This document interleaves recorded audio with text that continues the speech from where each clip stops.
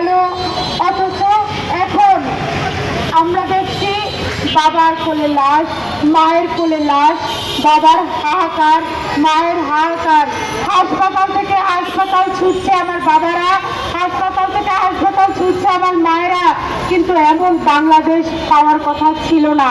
হাম সারা বাংলাদেশ থেকে নিশ্চিন্ন হয়ে গিয়েছিল, সেই হাম আবার বাংলাদেশে ফিরে এসেছে, কেড়ে নিচ্ছে আমার বাচ্চাদের জীবন, শিশুরা আগামী দিনের ভবিষ্যৎ।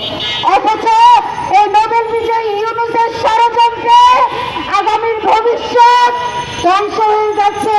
প্রতিদিন আমার বাচ্চারা মারা যাচ্ছে, কাঁদছে বাবার কোলে, কাঁদছে মায়ের কোলে। অথচ এই নোবেলে শান্তি বিজয়ী এই ইউনূস সাহেব দেশটাকে বিক্রি করে দিয়েছে আমেরিকার কাছে। কথা না বলতে বলতে তিনি তার দান্তবিকতায় স্বাস্থ্য উপদেষ্টা হিসেবে নূরজাহানকে বসিয়েছিলেন। এই নূরজাহানের কি যোগ্যতা ছিল? তিনি একজন ব্যাংকার ছিলেন। ব্যাংকারকে কেন তিনি স্বাস্থ্য উপদেষ্টায় বসিয়েছিলেন?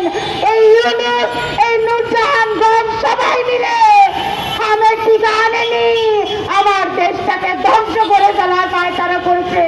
যার ফলশ্রুতিতে 2026 সালে আমরা হাহাকার দেখছি। কদিন পরে আসছে ঈদ, অনেকে গরু কিনছে। অথচ একটাবার ভাবেন যে বাবার কোলে শিশু কাতরাচ্ছে, গগন বিদারী কান্না, যে বাবা পারছে না আইসিইউর বিল দিতে। আমার খেটে খাওয়া মানুষগুলোর পক্ষে 1 লাখ, 1.5 লাখ, 2 লাখ টাকা দেওয়া কি সম্ভব? তারপরে বাচ্চাটাকে বাঁচানোর জন্য, কলিজার টুকরাটাকে বাঁচানোর জন্য বাবা মা হাসপাতাল থেকে হাসপাতালে দৌড়ে বেড়াচ্ছে, কিন্তু পাচ্ছে না একটু আইসিইউতে কোনো সেবা। দেখেন বাংলাদেশে প্রত্যন্ত অঞ্চলগুলোতে হাসপাতালের অবস্থা খুবই খারাপ, করুণ চিত্র। গত 18 মাসে এই চিত্র আরো করুণ করেছে। পাওয়া যায় না কিচ্ছু, কোনো সেবা নাই, একজন ডাক্তার নাই, কোনো সরঞ্জাম নাই। তখন সেই উপজেলা থেকে পাঠায় জেলা, জেলা থেকে পাঠায় বিভাগ। হামের বাচ্চাটাকে নিয়ে বাবা মা তখন অসহায় অবস্থায় আসে ঢাকায়। ঢাকায় এসেও শান্তি নাই, হাসপাতাল থেকে হাসপাতাল, বেড থেকে বেড, দৌড়াদৌড়ি করছে। গরিবের কোথাও কোনো জায়গা হয় না। মন্ত্রীর বাচ্চারা যদি হামে আক্রান্ত হয়, তা বড় লোকের বাচ্চারা যদি হামে আক্রান্ত হয়, তখন তারা দেশের বাইরে নিয়ে যেতে পারেন।